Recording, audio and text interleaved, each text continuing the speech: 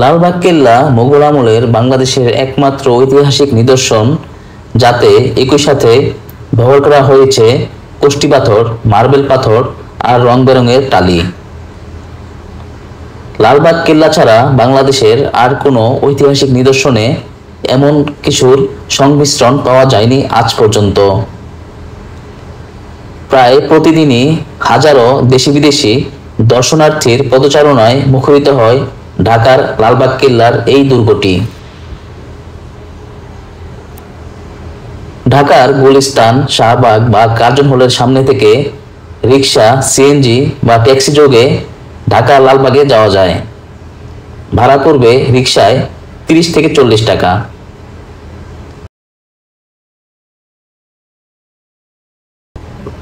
আজিমপুর বাস স্ট্যান্ডে নেমে 15 থেকে 20 টাকা রিক্সা ভাড়ায় লালবাগে যাওয়া যায়। দর্শনার্থীরা ইচ্ছা করলে পায়ে হেঁটেও লালবাগে যেতে পারেন। ঢাকা সদরঘাট লঞ্চ টার্মিনাল থেকে বাবুবাজার হয়ে লালবাগে যাওয়া যায়। লালবাগ কেল্লা গ্রীষ্মকালে সকাল 10টা থেকে সন্ধ্যা 6টা পর্যন্ত খোলা থাকে। শীতকালে সকাল 9টা থেকে বিকেল 5টা পর্যন্ত খোলা থাকে। প্রতিদিন দুপুর 1টা থেকে 1টা 30 পর্যন্ত বন্ধ থাকে। আর প্রতি শুক্রবারে জুমা নামাজের জন্য সকাল 12:30 থেকে বিকেল 3টা পর্যন্ত বন্ধ থাকে।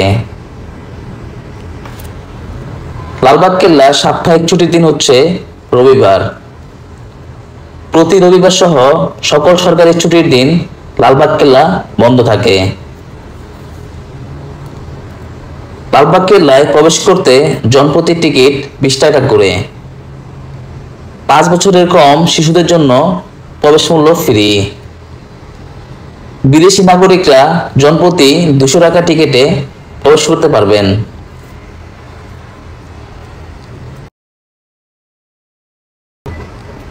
লালবাগ কেল্লাটি হচ্ছে 3টি ভবন স্থাপনার সমন্বয়।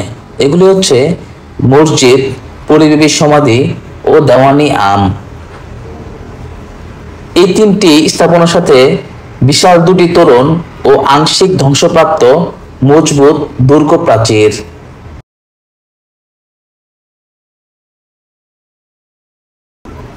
লালবাগ কেল্লার 3টি বিশাল দরজার মধ্যে যে দরজাটি বর্তমানে জনসাধারণের জন্য উন্মুক্ত করে দেওয়া, সেই দরজা দিয়ে ঢুকলে বরাবর সোজা চোখে পড়বে পরিবিবির সমাধি। এই ভবনটি মুঘল সুবেদার শায়েস্তা খানের প্রিয় কন্যা পরিবিবির সমাধি নামে পরিচিত। বাংলাদেশে এই একটিমাত্র ইমারতে মার্বেল পাথর, কষ্টি পাথর আর বিভিন্ন রঙের ফুলপাতা সুশোভিত চাকচিক্যময় টালির সাহায্যে আভ্যন্তরীণ 9টি কক্ষ অলংকৃত করা হয়েছে। এই কক্ষগুলির ছাদ কষ্টি পাথরের তৈরি। মূল সমাধিসৌধের কেন্দ্রীয় কক্ষের উপরে কৃত্রিম গম্বুজটি তামার পাত দিয়ে আচ্ছাদিত।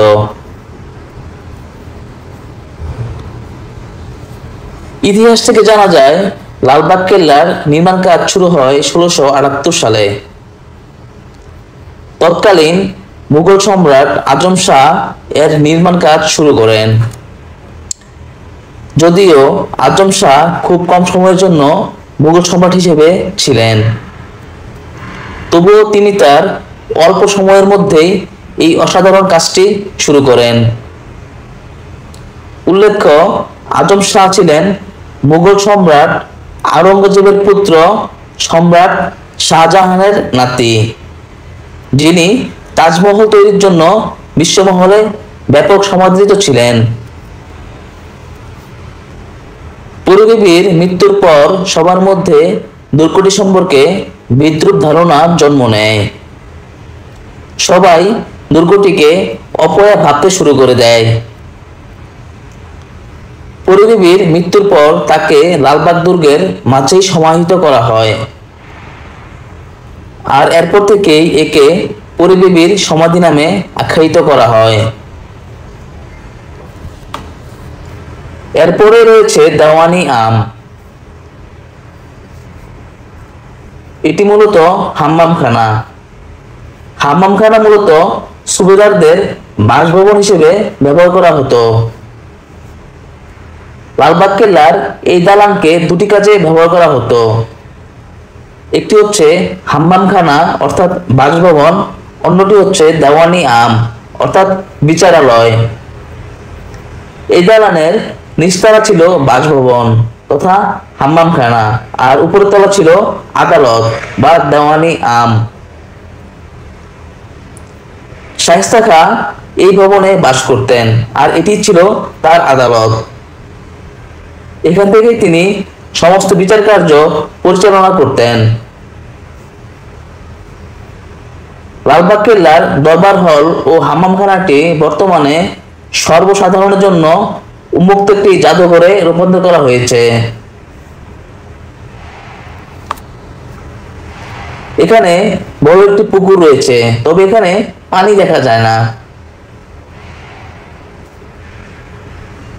দক্ষিণ পাশে দুর্গ প্রাচীরের দক্ষিণ পশ্চিম কোণে একটি বিরাট বুরুজ ছিল। দক্ষিণ পাশে দুর্গ প্রাচীরের উত্তরে ছিল কয়েকটি ভবন, আস্তাবল, প্রশাসনিক ভবন এবং পশ্চিম অংশে ছিল জলাধার ও ফোয়ারা সহ একটি সুন্দর ছাদ বাগান। কেল্লার দক্ষিণ পাশে একটি সুড়ঙ্গ পথ রয়েছে। লোকমুখে শোনা যায় আগে নাকি এই সুড়ঙ্গ পথগুলো দিয়ে যাওয়া যেত, তবে এখন আর যাওয়া যায় না। উল্লেখ্য, সুড়ঙ্গ পথে যাওয়ার কথাটা নিতান্তই কানে শোনা, এর কোনো সত্যতা পাওয়া যায়নি। তবে এই পথটি এখন বন্ধ রয়েছে। কেল্লার পশ্চিম পাশে একটি মসজিদও রয়েছে। আজম শাহ দিল্লি চলে যাওয়ার আগেই এই মসজিদটি তৈরি করে গিয়েছিলেন। 3 গম্বুজ বিশিষ্ট এই মসজিদটি যে কারো দৃষ্টি কাটতে সক্ষম। বর্তমানেও মসজিদটি মুসল্লিদের নামাজের জন্য ব্যবহার করা হয়ে আসছে। ঢাকায় এত পুরনো মসজিদ খুব কমই রয়েছে। ইতিহাস ঐতিহ্যের এক সংমিশ্রণ হচ্ছে এই লালবাগ কেল্লা, যা সবারই ভালো লাগবে।